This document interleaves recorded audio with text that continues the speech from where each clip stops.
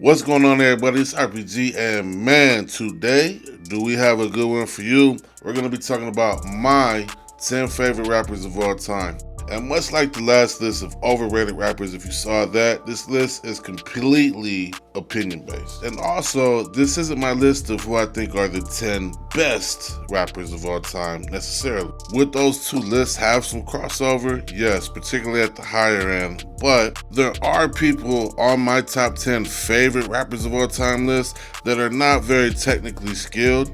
They're just kind of a vibe. And vice versa, there's people on, say, if I do a top 10 most talented list, top 10 talented lyricist list, say somebody like a Tech 9, for instance, would be on there, he's not going to make my 10 favorite of all time list. Now, everybody on this list has either at one point in time been my favorite rapper or somebody that was in heavy rotation or to this day still is. People towards the top still are. And most of them in the top 5 or 6, I have studied and applied some of their techniques in my own craft. Before we get started on the list, I want to shout out my 5 honorable mentions: Plies, Fabulous, Hopsin, 50 Cent, and Joel Santana. Yes, I said Plies. Don't worry about it. What you know about it in all black? Anyway, now that we have that sorted out, let's go ahead and get right into number 10 with Lloyd Banks. Every time I bring up who has influenced me when people ask me in conversation and Lloyd Banks' name comes up, they always question me. And I'll be the first to admit that him and the number 9 person on my list both have not had the longevity, and they have not really made music that I've consumed beyond, say, 2009 or 10. Lloyd Banks himself has been quoted as saying that the punchline heavy, metaphor, simile heavy style that he was so well known for in the early 2000s is, quote, hip hop for dummies. And I actually tend to agree with him in my own craft, but sometimes as an artist, I've learned that you have to pander to what your audience wants, and let's be honest, what you're best at. And for me, he hasn't really done that since probably Beamer, Benz, or Bentley.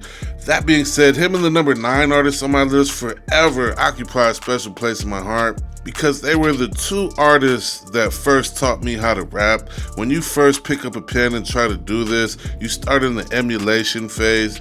You start copying your favorite artists at the time, and Lloyd Banks with his punchline style and the number 9 person were the people that I started out with and then gradually grew and built my own style outside of the foundation that they taught me. So, have I listened to him in the past decade or so? No, but he forever will get a shout out from me. Some tracks that I would recommend are We All Die One Day featuring himself, Obi Trice, 50, and Eminem, Victory Freestyle featuring 50 Cent, and pretty much anything on the 2003 G-Unit group album, Beg for Mercy. You can play that bitch from front to back. Alright, now, coming in at number 9, we have Cassidy.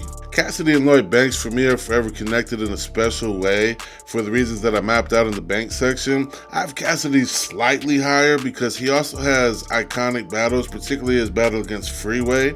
And anyone that knows me knows I used to drill anything moving in the battle scene back in high school. But much like Lloyd Banks, his style has not improved, evolved, or aged very well. I like his older work better, just like Lloyd Banks. I'm not going to spend very much time on Cassidy because him and Lloyd Banks to me are kind of one and the same. One week he would be my favorite, the next week Banks would be my favorite. So yeah, things that I recommend from Cassidy would be his battle versus Freeway that you can find on YouTube. I recommend 6 Minutes of Death featuring Fabulous and Lil Wayne, and Cassidy Classic Freestyle on YouTube. It's 8 minutes long. And yeah, it's a great exercise in technical ability and multi-syllables and whole sentence rhyming, metaphors, all that. So check it out. Now, coming in at number 8, we have Joyner Lucas. All right, I think Joyner is more talented than some of the people that are going to appear ahead of him on this list, but He doesn't do it consistently enough and hasn't been in the game long enough for me to rank him any higher. He does a lot of the preachy style rap that, as I stated in my overrated rappers video, I'm not a big fan of, but some of his freestyles are, to be frank, the best I've ever heard, and he is one of the only people that has lit a creative fire in me personally over the past decade or so. His ability to change cadence and sing make him a very versatile artist and someone who I think will be around for quite some time. Songs that I recommend from Joyner Lucas are ISIS featuring Logic, ADHD, and Suge Freestyle featuring Tory Lanez. And I gotta tell y'all, the Suge Freestyle featuring Tory Lanez is actually the song that was a turning point for me that made me want to start experimenting with a faster cadence in my own craft because I was so blown away by what they did on it. Now, booming straight on to number 7, we have Kevin Gates. Kevin Gates, I feel, does not get the credit for helping make melodic trap and topics of pain mainstream in hip-hop. He was doing this style of music as early as 2012 with songs like Satellites. His ability to not only rap but sing have made him someone that I admire and study in my own craft. The reason he only comes in at number 7 for me is because at times he reminds me a lot of someone like a Montana 300, who I have a song with on my channel. If you're not familiar, go check it out, dig through the videos, you might like it. A lot of people said I did better. Anyway, when I say that they remind me of each other, I definitely don't mean stylistically, but they remind me of each other because they fall into the trap of making the same song over and over and over.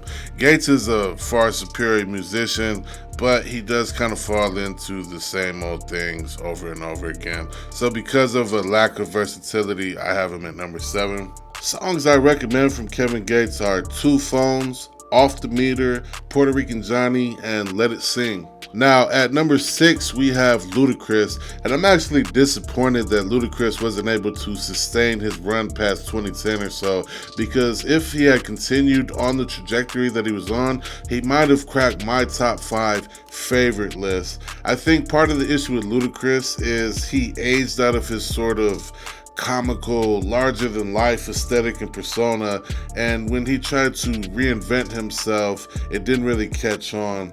But his albums, Back for the First Time, Word of Mouth, Chicken and Beer, and Red Light District have songs that I will play to this day, and he may be the best ever in the area that I struggled with. If you heard my last video, you certainly might hear a difference in my diction. It is better without question on this video, but it's something that I have to be hyper vigilant about and constantly cognizant and aware of.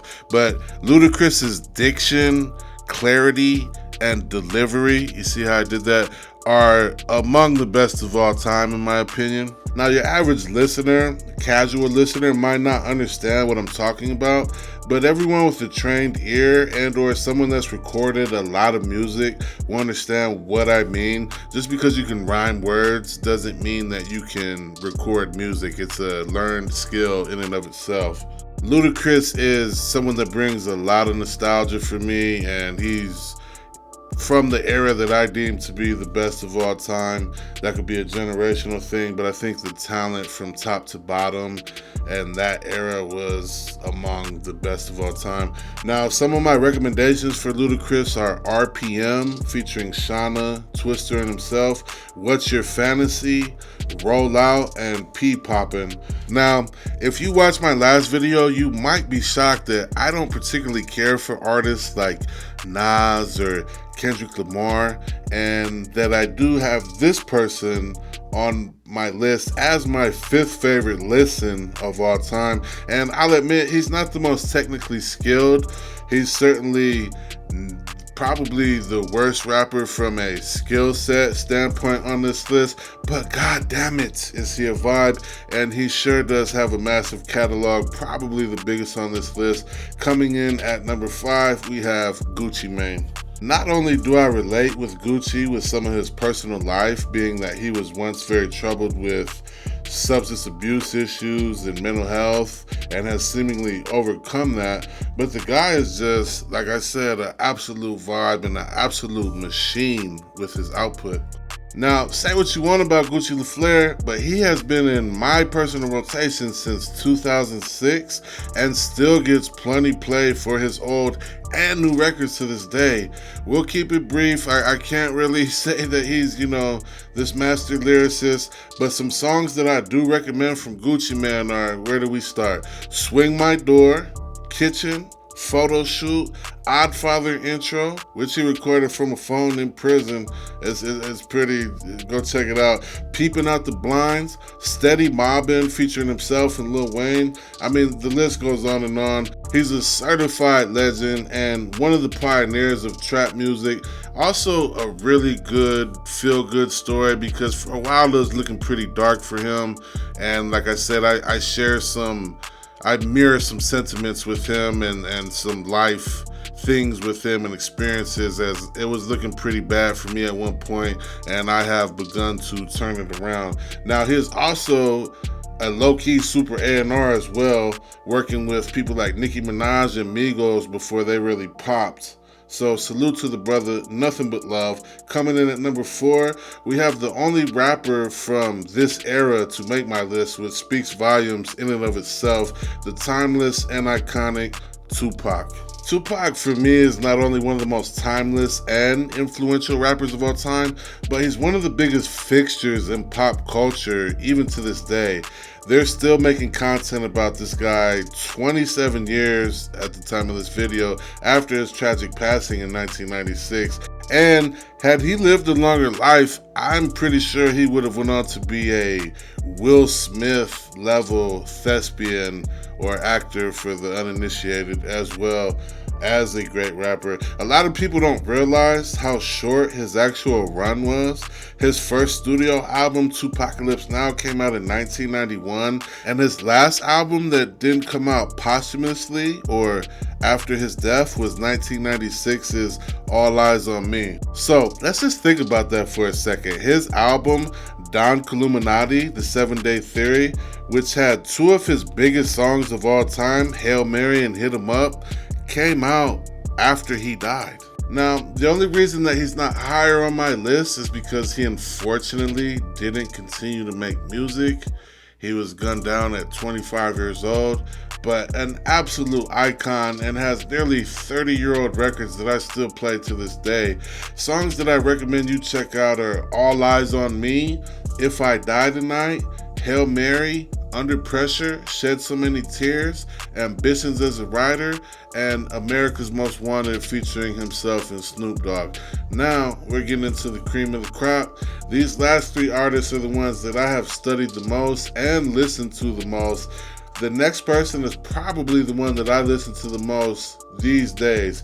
Coming in at number 3, we have Champagne Papi, aka Drake. If you would have told me in 2010 that I would have him this high, I wouldn't have believed you. But I think him and number 2 on my list have an argument as the most influential rappers of all time. While Drake isn't the first artist to incorporate both rapping and singing, with artists like Ja Rule, Nelly, and 50 Cent coming before him, he definitely did it the best and was instrumental, along with people like Kevin Gates, in making it the standard today. Not even the 2 people ahead of him on my list have had the run of consistency that he's had. He has 11 number 1 hits as of fall 2023, 68 top 10 singles, and 294 charting songs on Billboard Top 100. Is it all about hits? No. Is it all about versatility? No. When he wants to, he is a top tier lyricist as well. And I got nothing but respect for the guy. Can he be a little wonky sometimes, a little corny? Yeah, but just the range. I mean, he's made hip hop songs, he's made R&B songs, he's made pop songs, he's made reggae songs, he's made Afrobeat, dancehall, Latin pop. It's insane. He's a jack of all trades. To me, he's like the LeBron James of rap, just the most well-rounded of all time. Songs that I recommend from Drake are 4 p.m. in Calabasas, 7 a.m. on Bridle Path, 5 a.m. in Toronto, and When to Say When / Chicago Freestyle. Those obviously are not the hits, but being that he's the biggest artist in the genre, I'm sure many of you already know and are familiar with that part of his catalog. And those are the more technically sound records, the more impressive. And with all the backlash that he received with the ghostwriting things coming out and all that, he has stated that those time signature records that I mentioned are just his pen and his pen alone. So salute to the boy, man. I've been going off script a little bit, so if you hear a discrepancy in the speed or whatever, it's because, you know, I'm everywhere sometimes, but we get right back on track. Now, these next two for me are kind of in a league of their own. Both OGs in the game and still very active to this day. My hardest decision was whether to put this person at number 1 or number 2, but eventually I decided coming in at number 2, we have Lil Wayne. Lil Wayne hit his mixtape / Carter 3 peak in my formative years from about 16 to 21. And to be honest, I just haven't seen a run like this before or since. Yes, Drake has had a longer run on top than his sensei Lil Wayne, but I feel Drake's core audience is primarily women, and my number 1 artist core audience is primarily men. They do have crossover, obviously, because the number 1 person and Drake are wildly successful, but where Lil Wayne at his peak is different for me is he is the only person besides maybe 50 Cent who I saw have the widest reach. Not only did he have both men and women, but he had them across racial boundaries as well. From the hood to the suburbs, Lil Wayne had no competition for a solid 5 to 6 years. The reason he comes in at number 2 for me is because he is without question the best mixtape rapper of all time, but his major label albums have repeatedly fallen short for me. I mean, you have The Carter, you have Carter 3, those are probably his 2 best albums. I don't turn my nose down at Carter 4, but when you look at I Am Not a Human Being and things like that, they kind of fall short for me. Carter 5 fell short for me. Carter 2 was the transition phase for him, and everything before that, he was still young Lil Wayne. He had not fully flushed out his style yet. Now, with that being said, while Drake is probably the most influential rapper of all time sonically, Lil Wayne changed the game more than anyone aesthetically. From the hair to the tattoos, the drug references, everyone having Lil in front of their name. I mean, come on, we gotta give the brother his flowers. I mean, if you're of a similar age to me, you know what I'm talking about. He ran that fucking time, and nobody else was even close. He did not have a contemporary in his day and age. He is without question the best feature artist of all time as well. His run from 2006 through 2012, if you had the Wayne verse on there, you were stamped. You know, the work he's done with DJ Khaled and everyone else, some of those Ace Hood songs he did, absolute brilliance. The Wayne verse, man, you hear that lighter flick, it's a fucking problem. You know what I mean? Excuse my language, but just an absolute icon, man. Like, I wanted to be Lil Wayne. I wanted to rap like the next person on the list, the last person on the list, but I wanted to be like Lil Wayne when I was a young, impressionable, up and coming man. And he's just, tremendous. Songs you should check out from Lil Wayne are Cannon, I'm Raw, I'm the Truth, Bring It Back, I Don't Like the Look of It, featuring Gutta Gutta, his verse on Chris Brown's Hoes Ain't Loyal, Ice Cream Paint Job, and Up and Away. I mean, like, there's so many more too, like I Am the President and the Assassin. Come on. Lighter Flick, Inhale, Beat Drops, Wayne Goes Ham. You know the deal. You've been on the deal. And now we have come to my number 1 spot, the GOAT lyricist, in my opinion, my favorite rapper of all time, Eminem. Boo! Nah, yeah, he's a culture vulture. Ooh, he hasn't put out good music in 10 years. Ooh, I tend to agree with some of that. But let's get into Eminem. If we're talking about just club / riding in the car music, Lil Wayne, even people like Gucci Mane on my list would be ahead of him. Almost everyone would be ahead of him in that aesthetic on my list, to be frank. But when I listen to Eminem, it's an experience in and of itself. Now, I will be the first to say I'm not always a fan of his newer stuff, but his first 3 albums are so technically sound and groundbreaking that the other shit does not even remotely matter to me at all. Whether you agree with him being the best lyricist of all time or not, you can argue that, but his level of success, you certainly cannot. He's the highest selling rap artist of all time with over 227 million albums sold worldwide and has 2 diamond selling albums. That's 10 million plus for those of you who don't know what I'm talking about, those being Marshall Mathers LP and The Eminem Show.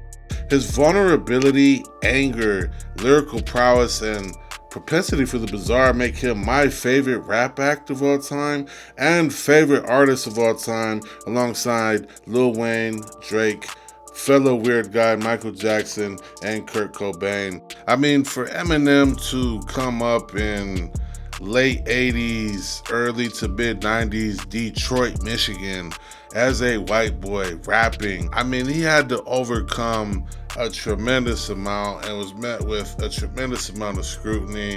The only white people rapping at that time were like a Vanilla Ice, things like that, these gimmicky acts. And he said, okay, y'all don't like me because I'm white? Okay, I'm hanging with the fellas now. Oh, that's not good enough? Okay, now I'm good at rap. Okay, that's not good enough. I'm going to be great at rap. Oh, that's not good enough.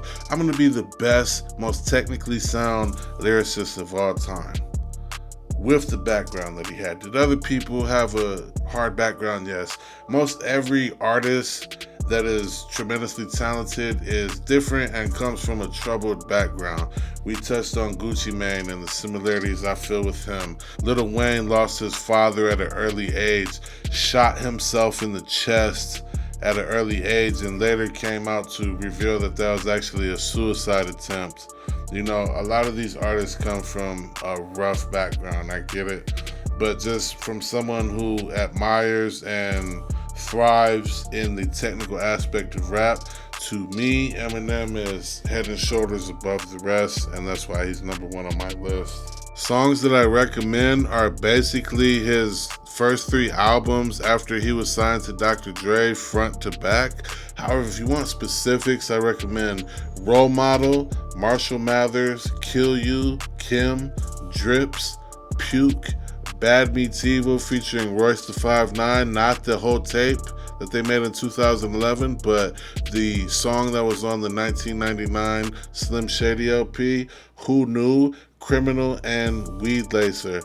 Alright, that is my top 10 favorite rappers of all time list. If you think I'm way off base with anything, or you want to share some of your favorite rappers, go ahead and hit that comment section up. And until next time, I'm RPG. Peace.